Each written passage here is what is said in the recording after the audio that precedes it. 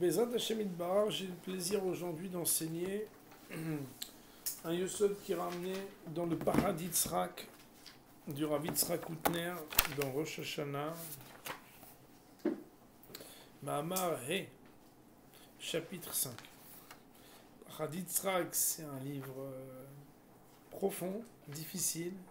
J'espère que Hashem va me permettre de bien expliquer.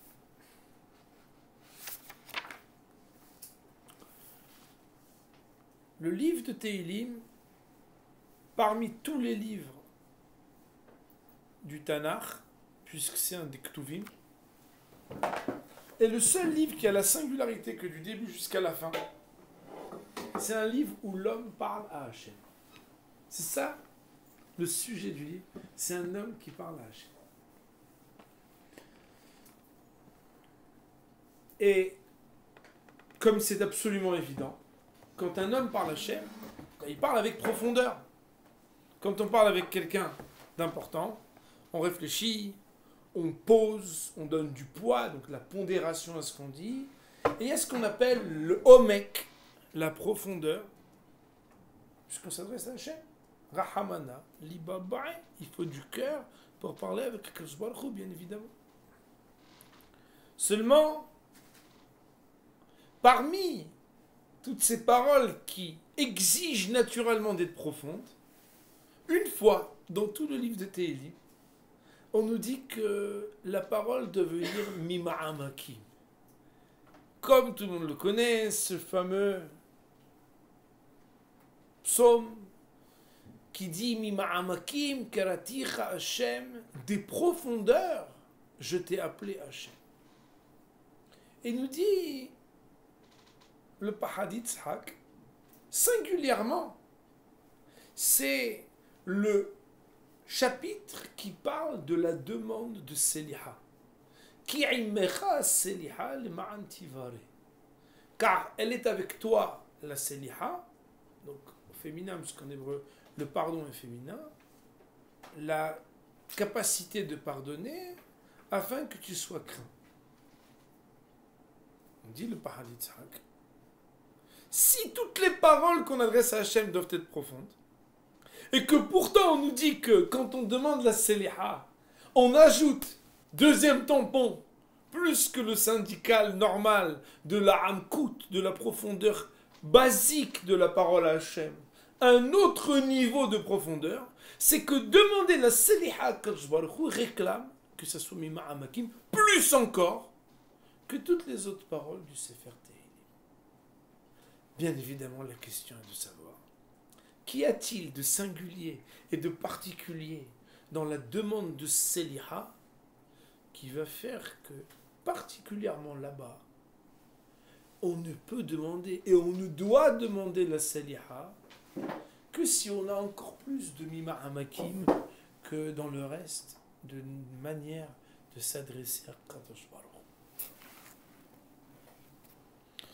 Il nous dit le Rav, dans la Gemara, dans ma Sechet Shabbat.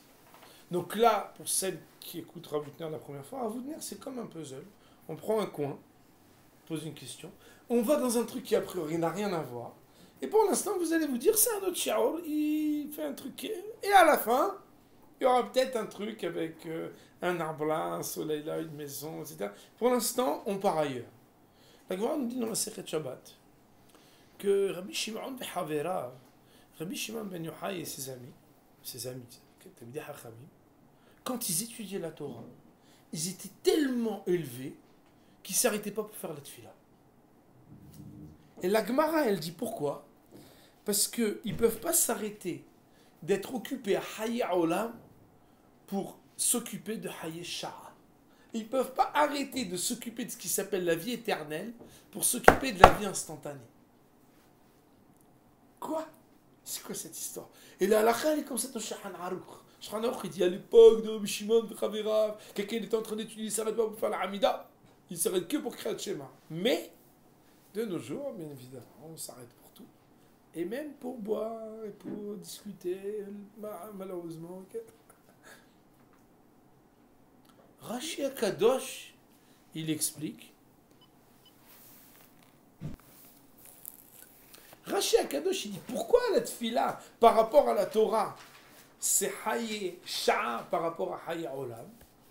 Il dit Rashi Akadosh, parce que la tfila, on demande nos besoins de maisonnotes, de manger, refoua, la guérison, etc.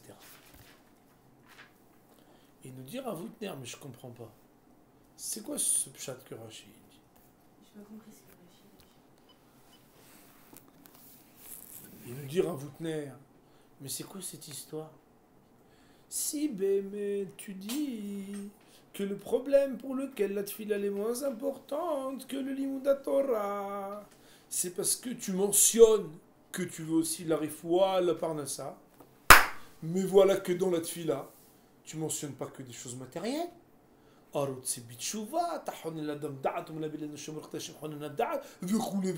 parles de la tchouva, tu parles du da'at, de la chokhmata Torah, tu parles aussi de choses qui sont extrêmement spirituelles. De plus, il nous dira à Voutner, si tu mets d'un côté l'imunda Torah et de l'autre, exceptionnellement, la prière, en disant la prière, elle est, entre guillemets, liée au matériel, tu demandes, alors pourquoi tu mets pas toutes les mitzvot d'un côté, avec la Torah, c'est spirituel, et de l'autre côté, la tfila. Maïnofchar, quand un gars il prend son loulav, il n'est pas en train de parler des maisonnotes, il n'est pas en train de demander la refoua, il est strictement spirituel. Donc on aurait pu faire deux ensembles, qui sont pas seulement Torah d'un côté et tfila de l'autre, mais Torah et toutes les mitzvot qui sont spirituelles uniquement d'un côté, et la tfila de l'autre. Or on voit que c'est pas ce que la Gemara fait.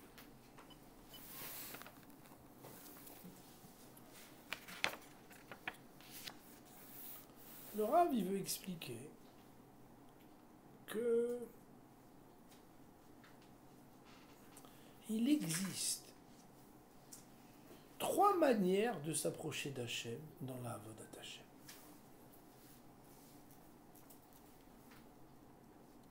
D'abord, on va prendre le rapprochement avec Hachem dans la mitzvah. Dans la mitzvah, un homme, au moment où il fait la mitzvah, quand il fait l'action de la mitzvah, il est lié à la volonté d'Hachem au moment où il fait la mitzvah.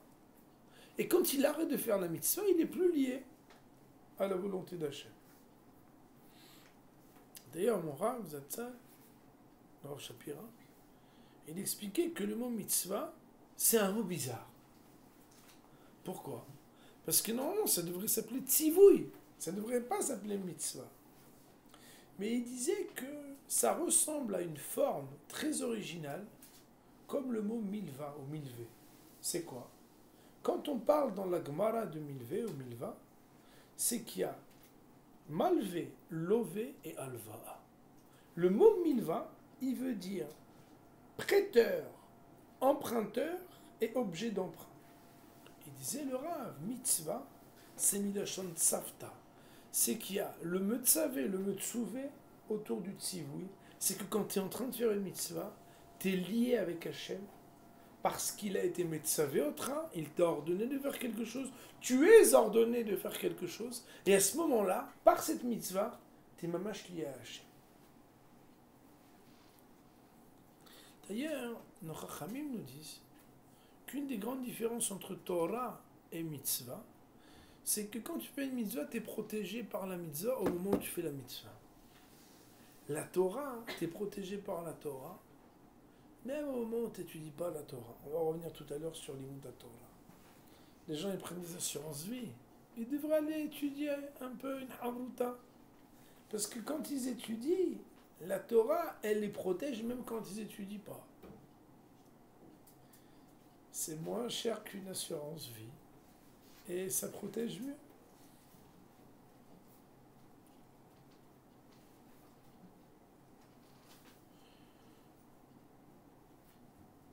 Il y a un texte dans Hazal qui dit que quand quelqu'un il a deux synagogues, une qui est proche et une qui n'est pas proche, s'il va à celle qui est la plus loin, il reçoit un salaire même pour les pas qui sont supplémentaires. Je donne un exemple. Si je dois faire 100 pas pour aller à la première synagogue et que j'en fais 200 pour aller à la deuxième synagogue, je recevrai un salaire pour 200 pas d'aller à la synagogue. Alors que si quelqu'un il a deux sous-côtes, une qui est proche et une qui est loin, pour le fait d'avoir été à la plus loin, il ne recevra pas un salaire supplémentaire. Le Maharal de Prague, il explique que parce que quand on va à la deuxième synagogue, on est tiré derrière Hachem. Et le Rav Hutner a dit, mais de quoi on parle ici? Et il explique une idée profonde, écoutez bien. C'est que normalement, la mitzvah de Souka, tu peux la faire où tu veux. Seulement, pour manger, il faut que tu aies une Souka. Que tu aies une Souka à 100 pas ou à 200 pas de chez toi, ça n'intéresse personne. Ah, tu t'es fatigué plus, c'est un problème technique. Ça ne fait pas partie de la mitzvah elle-même de marcher pour aller dans la souka. Mais dit le Rav Hutner, la tfila, la mitzvah, elle n'est pas de prier. Écoutez bien les mots. Elle n'est pas de se trouver dans un lieu où on prie. La tfila, c'est créer le rapprochement avec Hachem. Il y a la proximité et il y a le rapprochement. La proximité dans une mitzvah, c'est que j'ai mon loulav, je prends mon loulav, je fais comme ça. À ce moment-là, j'ai une proximité avec Hachem. On pourrait appeler ça la kirva. Mais quand quelqu'un y prie, il est dans le rapprochement. C'est quoi le rapprochement? C'est créer qu'il y a un lien avec Hachem. Depuis quel moment tu le crées? Depuis le premier pas que tu fais pour aller vers la tfila. On pourrait dire que c'est comme si tu étais déjà occupé au rapprochement d'Hachem. Tant que tu n'es pas arrivé jusqu'au bout de ta tfila, depuis le moment où tu commences à t'approcher d'Hachem. Ça veut dire qu'en fait, quelque part, quand je vais prier, le fait d'aller vers la prière, c'est de réduire la distance avec Hachem. C'est ça, marcher vers la prière. C'est qu'il y a une distance jusqu'à la prière, et que plus j'avance, plus je réduis la distance avec Akadosh Baruch Hu. Bien évidemment, pour l'instant, ça reste abstrait, mais j'espère, avec l'aide d'Hachem, que je vais vous aider à ce que ça soit très concret tout à l'heure.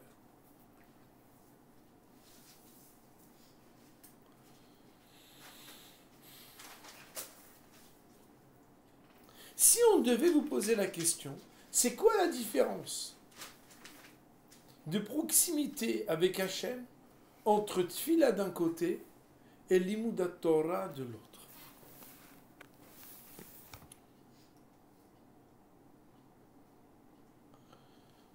Il nous dit le Rav Hutner, la Tfila, dans son essence, elle vient toujours d'un manque. D'ailleurs, les Chachamim nous disent, celui qui ne ressent pas qu'il est hasser, qu'il est manquant quand il prie, il ne peut pas faire une vraie tfila à Hachem. Celle que ça intéresse, un jour on a animé, mon grand ami, le Rav Arnaud et moi, un shiur ensemble, et on a parlé du fait que l'homme est un être manquant, et que c'est seulement quand on sent qu'on est manquant devant Hachem qu'on peut vraiment faire une tfila. Donc c'est un sujet.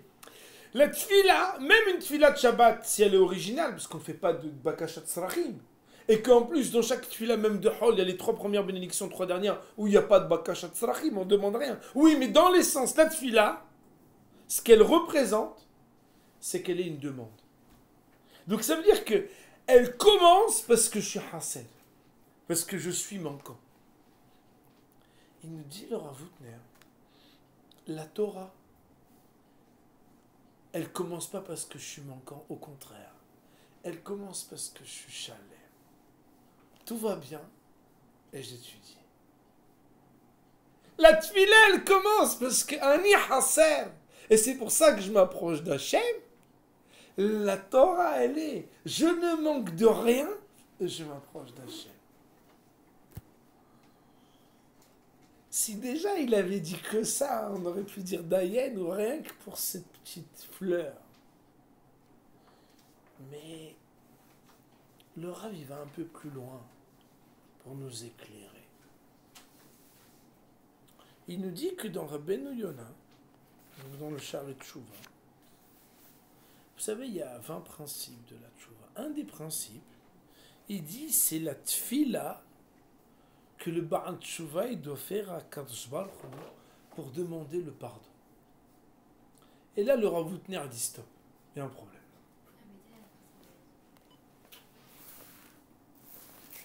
Le Rav Woutner il dit, attends, je comprends pas.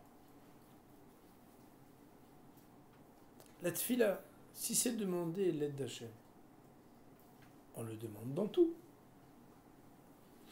On ne le demande pas que quand on est Ba'al Tshuva. Prier Hachem, c'est évident. Si déjà pour les problèmes matériels on prie Hachem, pour les problèmes spirituels de Tshuva on ne va pas prier, ça paraît évident. Et il nous dit Al-Korhach, tu es obligé de dire que si malgré tout Rabbeinu Yonah il a une insistance particulière de l'apprendre d'un autre pasouk, il apprend de Osher, qu'on doit prier quand on est Ba'al Tshuva, c'est que c'est pas une loi de la tfila, mais que c'est une loi de la Tshuva. C'est qu'un Ba'al Tshuva, il prie pas quand il demande le pardon, comme n'importe qui demande une aide d'Hachem, classique quand il a des entreprises ou des demandes de réussite dans n'importe quel domaine. Et là, le Rav, pour répondre à cette question, il nous livre un enseignement très profond. Pour répondre à ça, le Rav Woutner, il nous dit, qu'est-ce qu'on a dit depuis tout à l'heure? La tfila, sa particularité, c'est de commencer par un manque. Tu manques, Barminan, de santé, tu pries pour la santé. Tu manques d'argent, tu pries pour l'argent. La tfila, elle est un manque. Et il nous dit, c'est bizarre, parce que normalement, toutes les mitzvot, tu dois les faire quand tu es bien. La seule mitzvah que tu fais parce que tu manques de quelque chose, c'est la tfila. Tu es capable de faire en sorte que là où tu n'es pas intègre, ça te permet de faire une mitzvah que tu n'aurais pas fait de la même manière si tu étais intègre. Toutes les mitzvahs, tu les fais, tu es bien dans ta peau, tout va bien, tu vas, tu souris, tu prends ton loulav, tu fais tes mitzvahs, tu allumes tes nérotes. Il y a une mitzvah que tu fais parce que tu es manquant. C'est quoi? C'est la tfila. Seulement d'habitude, tu es manquant. Parce que tu dis à Hachem, je suis manquant, et je te demande de me donner mon manque. Parce que ce que je manque, c'est toi qui dois me le donner. Et nous dire à vous tenir, mais quand tu as fait une avera, à cause de quoi tu es manquant? Parce qu'Hachem ne t'a pas donné? Pas du tout. Tu es manquant parce que tu n'as pas été à la hauteur. Tu es bloqué! Pourquoi? D'habitude, tu fais une tfila. Hachem, j'ai besoin de pouvoir m'acheter. Peste Hachem, ce que j'ai besoin pour mon bébé. Aide-nous pour avoir une bonne parnassa, qu'on puisse éduquer nos enfants. J'ai pas quelque chose. J'ai pris Hachem, donne-moi. Je fais que ce manque-là, il est le moyen de m'approcher d'Hachem. Seulement dans Avera, le manque qui fait qu'aujourd'hui tu es manquant, c'est quelque chose que quoi? Que tu demandes à Hachem de combler parce qu'il ne te l'avait pas donné? Ben non. Tu n'as pas été à la hauteur. Donc là, tu es quand même un peu bloqué. Pourquoi? Parce que c'est pas comme si, qui vient quoi, tu demandes à Hachem. Et dire à Woutner, c'est quoi le vrai tikkun de la faute? C'est faire en sorte que non seulement je regrette ce que j'ai fait, mais que je fasse que ce que j'ai fait de mal se transforme en bien. D'ailleurs, la Gemara dit dans ma Masechet Yoma que le plus haut niveau de Tshuva, il transforme les zdonot en zchuyot. Il transforme les averot comme s'il y avait des mitzvot à la place.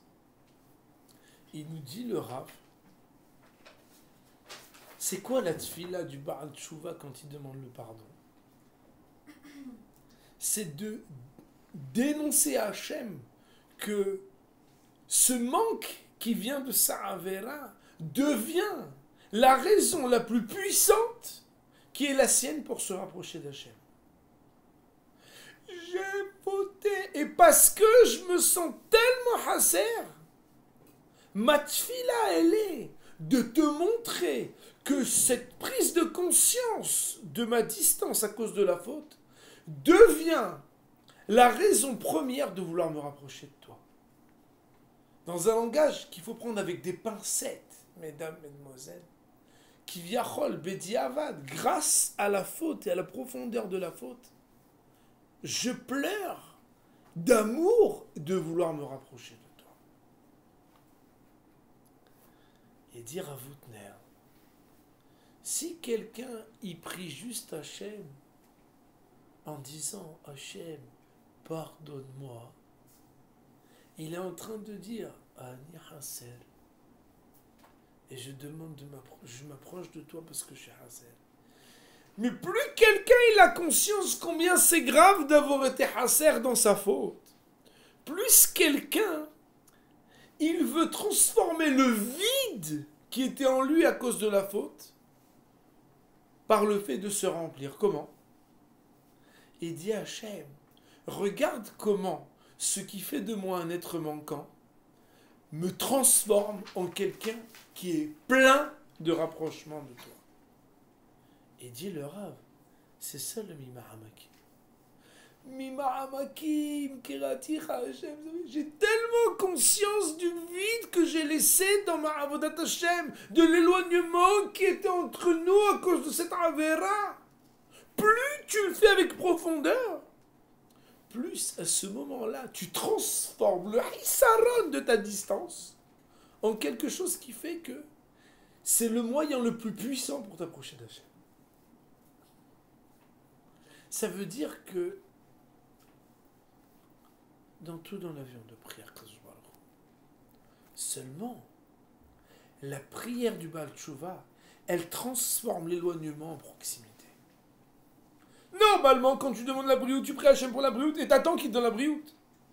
Dans la Tshuva, la demande de Slicha, tu transformes toi-même par ta tfila que ce qui te manque maintenant, en priant, tu le transformes en quelque chose qui ne te manque plus. Parce que grâce à ce manque, tu es extrêmement proche d'Hachem.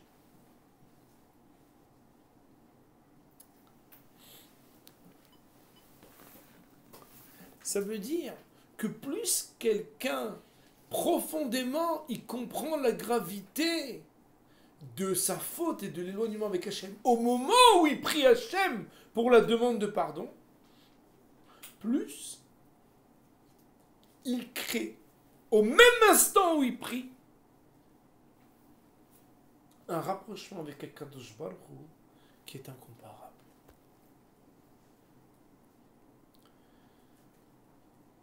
Et le Rav Voutner, il dit, c'est pour ça que bien sûr, dans chaque tfila, on doit être profond. Mais la différence entre la tfila classique et la tfila du Baal Tshuva, c'est que la tfila classique, tu manques, ça te fait t'approcher d'Hachem et tu demandes.